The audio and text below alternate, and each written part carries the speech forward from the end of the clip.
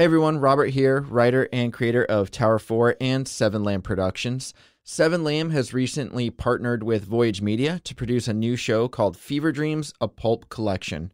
This anthology series will explore a multitude of genres, including sci-fi, horror, thriller, and so many more. Really anything pulpy. In fact, the first episode is out right now. It's an eerie detective story that features the voice of Ian Glenn, who you may recognize as Jorah Mormont from Game of Thrones. You can listen to Fever Dreams by going to feverdreamspodcast.com or searching for Fever Dreams wherever you listen to podcasts. Also, stick around after this episode of Tower 4 for an exclusive trailer. Thanks and enjoy.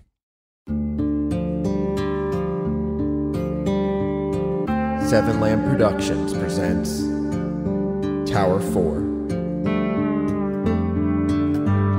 Season 2 Episode 5 Eavesdropping.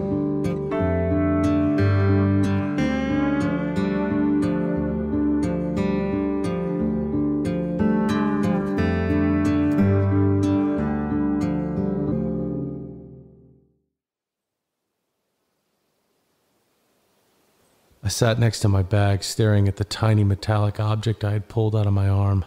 I can't believe I didn't notice it was there. I hadn't made an effort to clean myself up yet, so some blood was still dribbling down my shoulder and arm as I sat there, shirtless. So, Mike, what now? I looked behind me. Was Jerry out there? Was it that guy, Kyle? I didn't make any effort to hide my bare chest or wounded arm. This was it, right? Some kind of tracker? Fuck these people. Fuck Jean. Fuck Amber. While I was filled with anger, I was actually more consumed with a question. Why? Sarah would love that.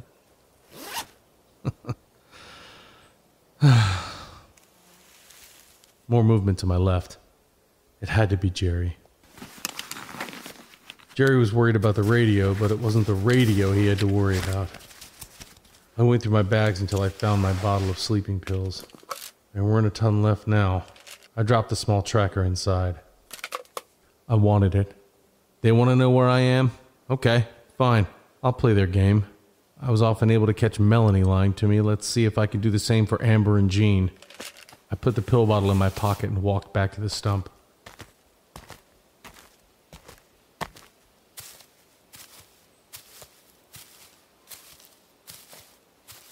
The radio still sat there. Amber, you copy? Amber. Go ahead, Mikey. Hey, I feel like I should be truthful. Truthful? Yeah, I wasn't completely honest with you before. No. No, I lied. About what? I was thinking of leaving. You were? Yeah, I'm actually on the trail now. Which one? 3 posts. Why? Because I had enough of this place. But why didn't you tell me? Why didn't you contact me so we could talk? I didn't want to be talked out of it. Oh. I waited a moment, wanting to see if she had more to say. I figured I'd let her continue the conversation. Mikey, what's wrong? I just had enough. But I thought we talked it through, didn't we? Kinda, yeah. But it wasn't enough. I don't know. Did something else happen? What do you mean? Well, I know you were going through a lot. The numbers, the journal, the classical music, getting lost. Has something else happened? Now to fish for information or let it be? No. No? No, nothing else happened. The isolation was getting to me. It's not helping with my book. It's not helping with my writing or my sanity, and I was just ready to call it quits. Was? Does that mean you've decided against leaving again? Yeah. I'm gonna stay. Why? Why? She was asking why? What do you mean, why? I mean, why did you change your mind?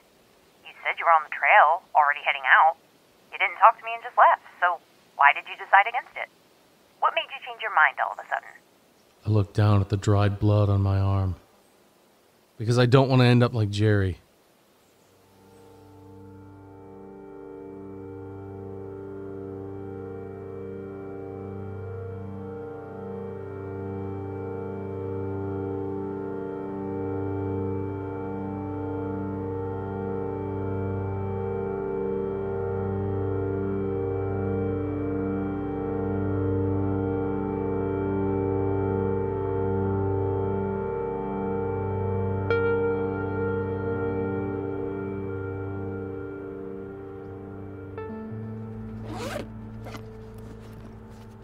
Do you really care, Mike? It's just a question. It's a question designed to drag this out, and we both don't want that. No, it's a question designed to get an answer. An answer you already have. Is it really that easy for you? Is what easy for me? To push your emotions aside in an effort to feign a state of rationality. Jesus, maybe you have been reading my books. But no, Mike, I am being rational. I don't think you are. You're projecting. I'm the only one who shed a tear over this whole ordeal. We both knew this wasn't working. The reason why we both kept it going was purely based on emotions and irrational thought. So you are taking some blame. It's not 50-50, but it would be ridiculous of me to shift all the blame on you. We made mistakes, both of us. And those mistakes are enough to call it quits? I don't feel close to you anymore. Come on, Mike. The love's faded. I know you feel it too. Now who's projecting? No. Yes, you're packing your bags because you're done. You say you don't want a relationship. I told you right away I never wanted anything serious. You pushed for that. You said yes. I got on my knee and you said yes. What about that? What was I supposed to say? You did it in public, in front of my family. Months ago. You've had plenty of time since then. And that's where I'll take the blame. Why'd you wait until now? I wanted to see if my feelings changed. I wanted to see if... I know what this is really about. I do. You're leaving this relationship for another one. I am not leaving you for another guy. Who's Carson? Carson is a friend. Right. It's a friendship, not a relationship. Not yet. If it becomes one, it becomes one. But I don't want to be pressured to have anything more than what I want. You just didn't want a relationship with me. I just didn't want the same type of relationship as you. But that's bullshit and you know it. Did you cheat on me? Never. And I find it appalling that you would ask. It's a legitimate question. In all honesty, would it have mattered if I said yes? Is that an admission? No. Again, I wouldn't do that. And you're asking all these questions not because you care about the answers, but because you want to keep dragging this out. I don't want that. You want your clean break. You don't? I'm not Mel, Mike.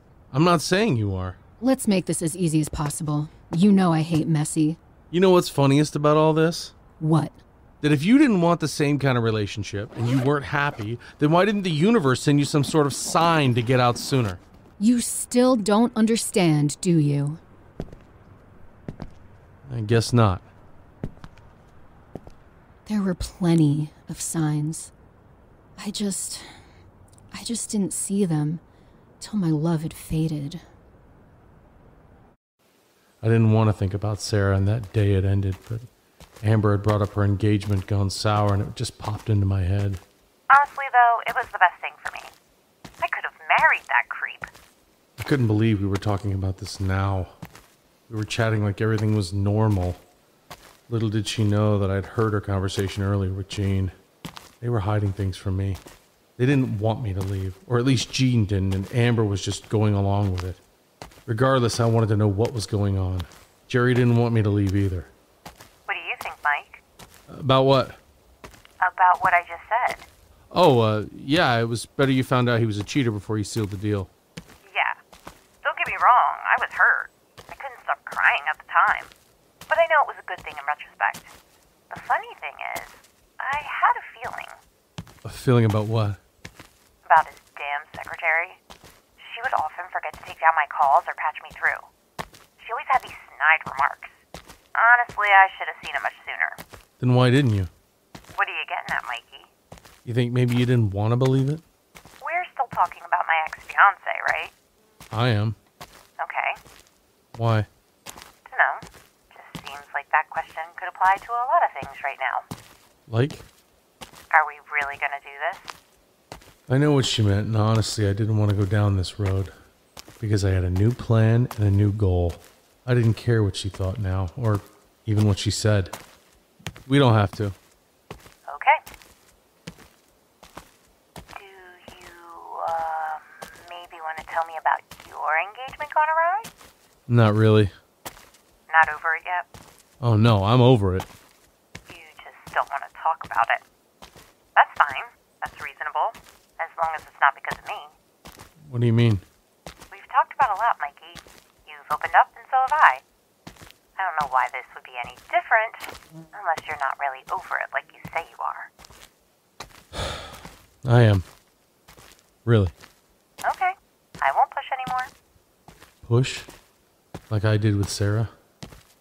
Like how I apparently pushed her into a relationship she didn't want? Why would you push at all? It's my personality. Plus, it's obvious you want, or maybe I should say need, to talk. Says who? Says me. You were thinking of leaving again, Mike. You've been back and forth, back and forth. So what? So you're obviously not happy. With this place, not my past. Okay, but you're dealing with shit and you're not opening up. I have to pry and pry. You're not my therapist. Maybe not, but I'm someone to talk to. We've done it for months now. I wanted to tell her everything. Everything I knew. I wanted to mention how I was on to her, but I held back. Mikey, you ever think you concentrate too hard on the negative memories? What? No. No? You really think that? Most of the times we talk, you bring up these sad stories from your past. The alcoholic ex, the deceased mother, the absent father, the deceased friends, writer's block. Should I go on? I thought that's what you wanted from me. Why would I want that? Depressing life stories. Remember? That was a joke, Mikey. You just went through your whole relationship with Cheater Von Scumbag and his 90 words per minute slut mistress. What do you consider that? Yeah, that was one story. It was part of your introduction when we first met. So was my favorite color. I don't dwell on the past. I face it. And I may bring it up from time to time, but it's just a story now. A depressing story. That's one perspective. But what about my life lesson? What about how my story ended? I think it was good for me. Catching him cheating before marriage? I mean, shit, that's great. I could have actually married the bastard and been a part of some sick, twisted throuple. Thruple? A thrice couple? What makes you think you'd be an active member of their romance? Touché. I think what you share is comparable to my stories. No. Do you ever notice that when we talk, I'm usually the one trying to lighten the mood? You know why that is? As much as I like hearing you talk about the past, I'm trying to make it something to move on from, not obsess over. Okay, so what about my book? That's a prime example. But you've helped me work on it. Sure, yeah. Hoping that you can get past your writer's block and complete a dream, right? You've wanted to focus on writing for a while now. Here's your chance. The problem is you're not writing anymore. You're venturing out, looking at cash boxes, fixating on weird nightmares, and threatening to leave. You should be sitting in your tower, watching for fires and working on your book. Wow. It was so blatantly obvious now. She was trying to get me to stay. She was laying it right in my lap. But I was okay with it. Her and Jean wanted me to stay in my tower, and I planned on doing just that.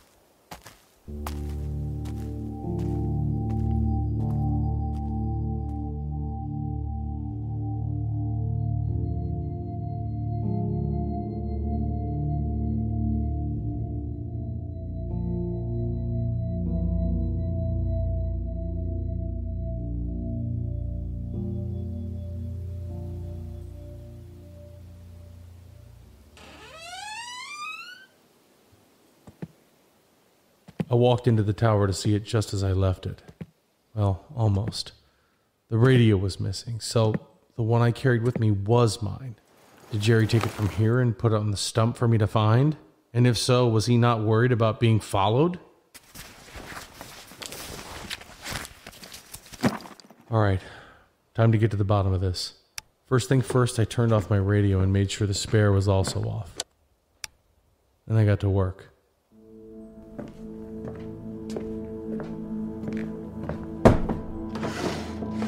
I started tearing things apart, opening drawers and cabinets. I pulled the bed away from the wall and lifted the mattress under the frame.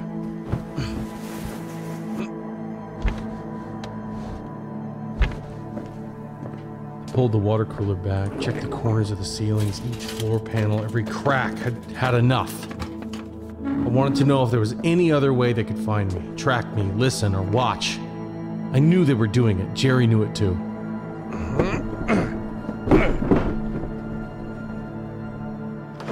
checked each drawer of the desk, under the table, and even the chairs.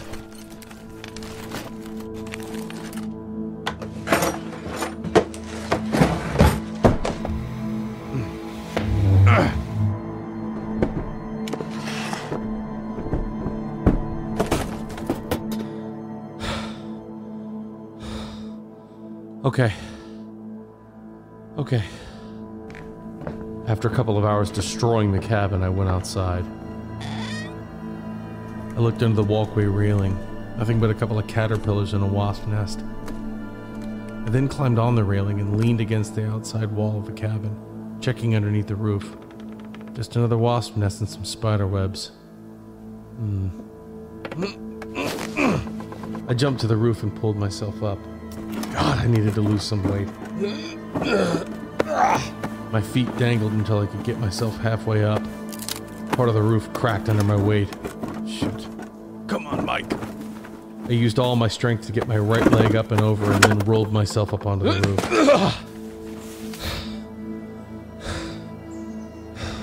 I took a moment to catch my breath, but just a moment. Then I was back at it. I checked the roof, careful not to slip on bird shit. It was a long way down. But, once again, nothing. Well, fuck. The sun was going down. I took a moment to rest. I sat on the edge of the roof, my feet once again dangling. Okay. So no cameras, no mics. I was exhausted. It was a super long day. I must have walked over 20 miles, if not more. Then all this bullshit searching the cabin, but I had an idea now. Something I needed to do, which was about to make it a super long night. Amber, you copy? Wow, you're up late. So are you. I'm having trouble sleeping. What's up? You were right. About what? About me. Care to elaborate? I always considered myself a realist. But maybe I'm more of a pessimist. Although that came over time, I never was like this before. You think maybe it's because you've been through a lot recently? Dad wasn't recent. No, but Psycho was, and your mom, right? And the broken engagement. Where does that fit in the timeline? Hey, Mikey, if you don't want to talk about it, you don't have to. No, I want to. That's why I called you. Oh. Sarah was after Psycho. Was she the Carl Jung girl? She was, and we only dated for a year, but I thought she might be the one. So what happened? She didn't feel the same way. I don't think she ever really did. I was trying to make something happen. I was trying to force a spark. She liked me, that's for sure, but never the same way. Never the same feelings like I had for her. But you were engaged. She said yes, but she didn't really want marriage. I asked her in front of her family. What was she supposed to say? Ouch. The problem was she dragged it out. 6 months went by before she called it quits. Wow. She waited that long? That's what upset me. Why would she do that? Did you ask? She said it was because she was trying to hold out and find those feelings for me. Last day we spoke in person while she was packing.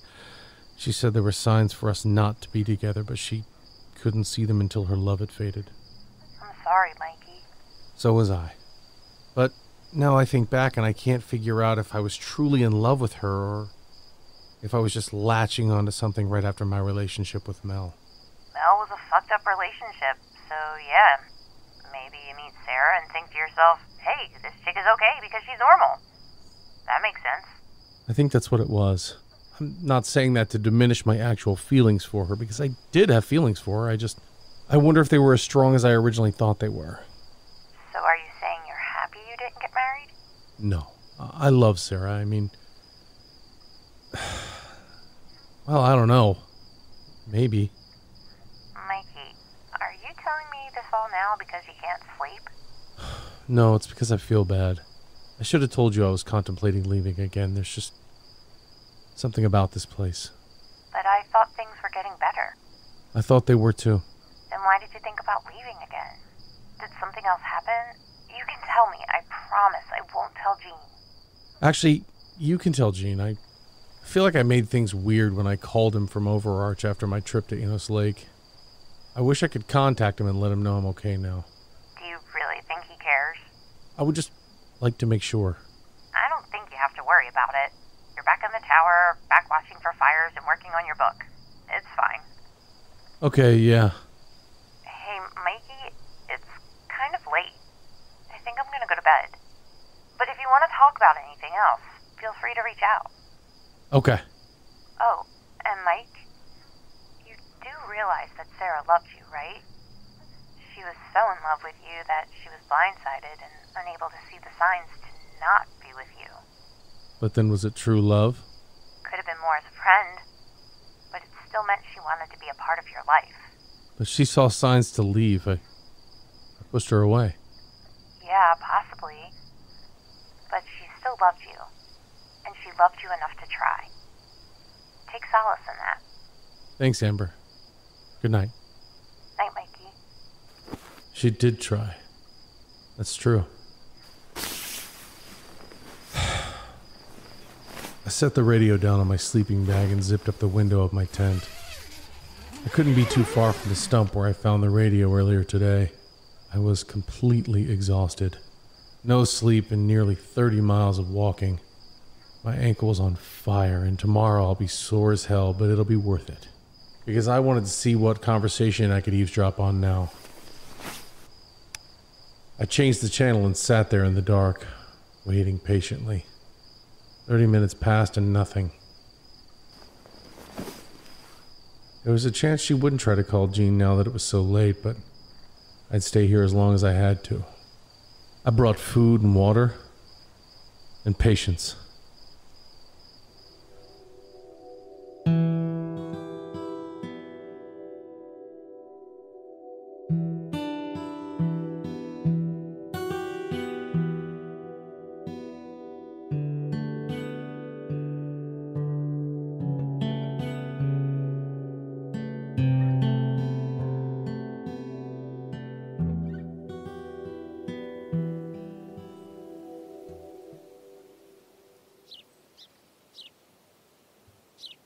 Even though I was both physically and emotionally drained, I never went to sleep.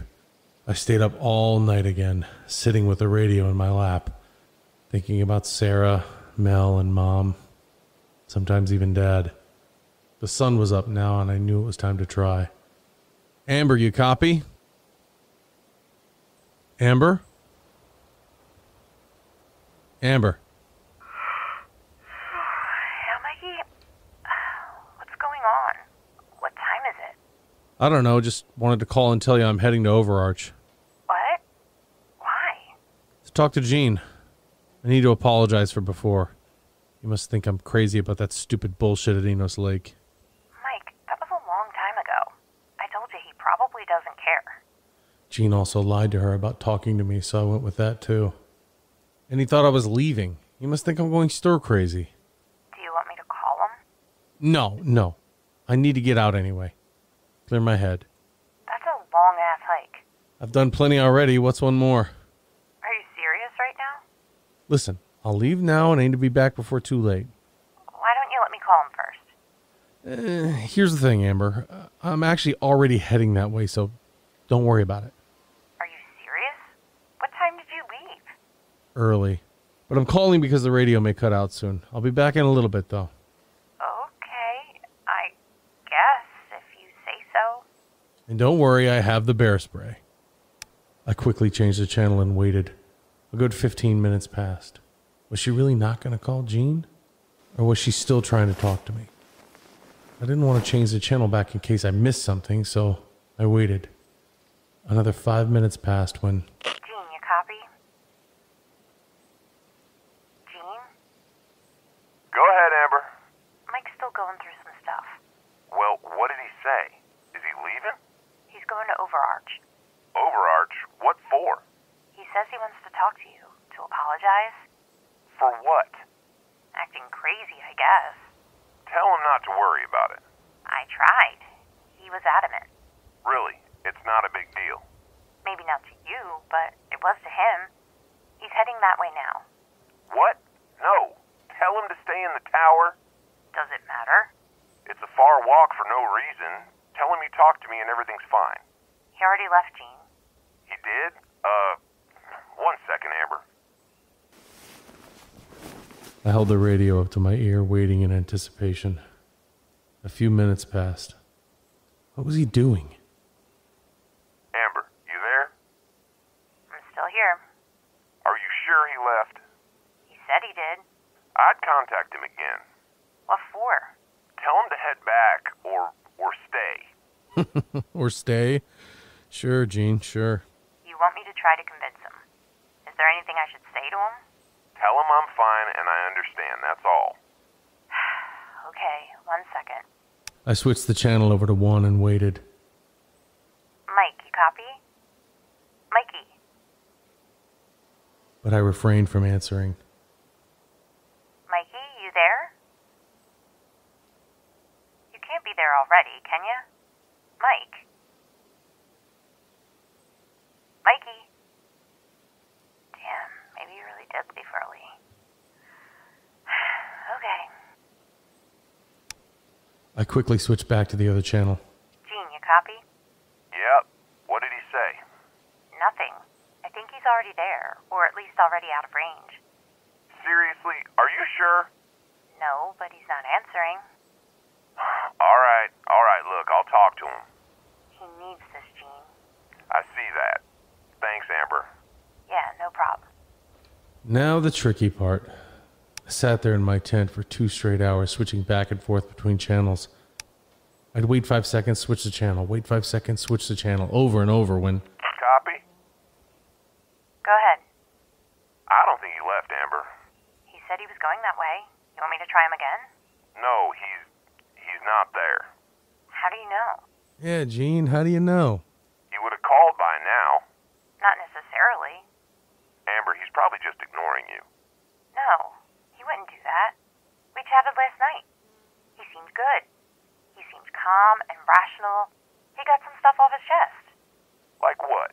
We talked about exes. Oh, well, he's not at Overarch.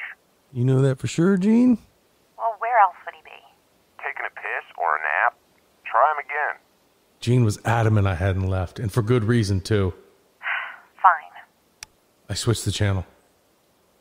Mikey, you copy? Mikey, you there? But I didn't answer. Mike! I switched the channel and waited once again. This was a fun game. Gene? Yeah. I tried him again. Okay, just give it some more time. If he's really going to Overarch, I'll chat with him, but can you keep trying him every so often? Yeah, sure. It seemed like Amber didn't know, but Gene sure did. Again, I switched back and forth between channels.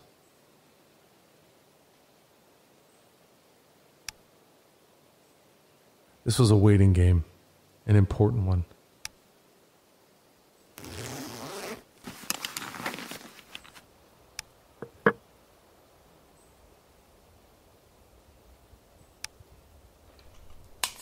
I ate some ravioli while I switched back and forth. Another few hours passed. Amber tried contacting me, but I just didn't respond. I had to keep waiting. It was like nothing now. All my time was spent daydreaming. In fact, I was thinking about the time I waited up for Mel, the night her phone miraculously stopped working and she showed up late, drunk, and sloppy.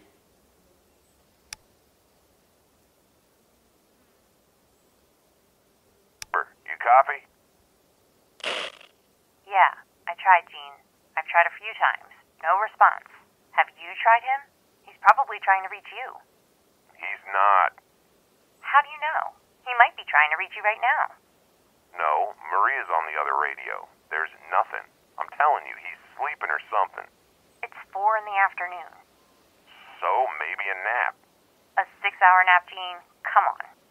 I'm telling you, okay? Just keep trying. I changed channels. Mike, you there? Here we go. Yeah, I'm here. Oh, geez. Where the hell you been? Did you go to Overarch? Did you talk to Gene? No, I decided against it. Oh. Then where were you? I've been calling. Sorry, turned back, but I turned my radio off. Why would you do that? Oh, same reason I didn't bring music last time. I just wanted to get out and enjoy nature. Clear my head, remember? I wanted some time to reflect. You're acting weird, Mikey. Am I? Yeah. Do you regret telling me about Sarah? No. You don't feel guilty? No. Then why did it take you so long to turn your radio back on? It's been hours. I just forgot, really. Sorry about that. Oh, okay. So are you not going to talk to Jean then? Can you just tell him for me? Really? That's what I suggested earlier. And it was a good suggestion. Just tell him I'm sorry and I'll be a good little fire lookout from now on. You know this is a dying job, right, Mike? Eventually they'll replace all of us with drones. What are you saying? You saying I'm not doing a good job? I'm saying you have a tendency to make things harder for our kind. Sorry about that. Okay. I'll let Jean know. Thanks, Amber. I changed the channel and waited again. A good 10 minutes went by when Amber finally called. Jean? Go ahead. You were right. He never went to Overarch. Told you. What's he been doing? He decided to head back, but he turned his radio off. Wanted some peace and quiet. I didn't say so, but that kind of hurt. Seemed like he just didn't want to talk to me. He headed back? That's what he said. Okay. What? I don't think he ever left. You think he lied about it? Then that means he was ignoring me for even longer. I mean, maybe he really did turn off his radio, but I don't think he went anywhere. You don't think, Gene, or you know? Why would he travel that far for a sorry? He's been acting weird. Weirder than usual. Well, you should tell him to keep his radio on, just in case. You know, we do rely on communication around here. I'll make sure to remind him. But also, he wanted me to contact you and let you know he's sorry, and he's going to be a good little fire lookout. Good to hear. Anything else? No. Okay, thanks, Amber.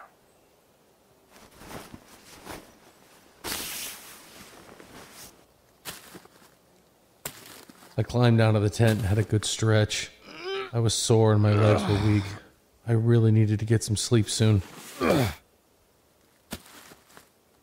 had to look around.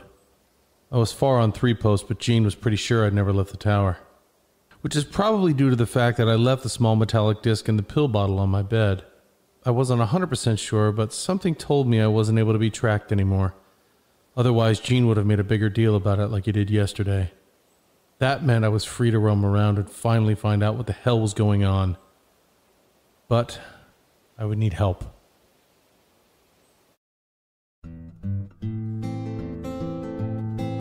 Tower 4. Written and edited by Robert M. Lamb. Starring Jack Austin as Mike, Gina Coyle as Amber, Brian Messick as Gene. Co-starring Amy LeRae. Music provided by Kevin MacLeod of Incompetech.com and Brett Wilkins at Facebook.com/WilkinsMusicFL. If you enjoyed Tower 4, visit 7lamb.com for more podcasts such as this one. Also, don't forget to follow 7Lamb on Facebook, Instagram, and Twitter at 7Lamb Podcasts.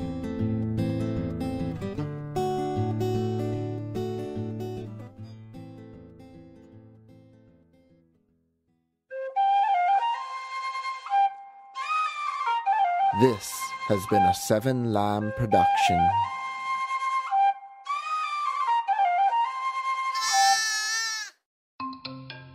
Voyage. Now playing from Voyage Media. A naked woman picked up the recently decapitated head of a goat that had been sitting in a large silver-colored bowl. She held the goat's head high above hers, its dull black eyes staring emptily as she threw her black hair and allowed the blood to trickle down the front of her body. When the lights go down, what stories really stick with you? I shined my light on the first body. I had a sinking feeling when I got here, but I didn't want to believe it until I saw it. A slash across the man's neck opened his carotid artery. He was bathed in his own blood. Face was frozen in horror. A face I knew well. presenting Fever Dreams, an anthology of dark genre stories, horror, crime, sci-fi, united by that undefinable edge that categorizes pulp fiction. I went back to the chamber. I stood exactly where Sean was when the light consumed him. I shined my flashlight around the 6 mirrored walls. Infinite reflections blinded me for a moment, making me lightheaded. My eyes settled on a crystal piece, the only thing hanging on any of the walls. A man's face, set inside a raging sun. The eyes started to glow.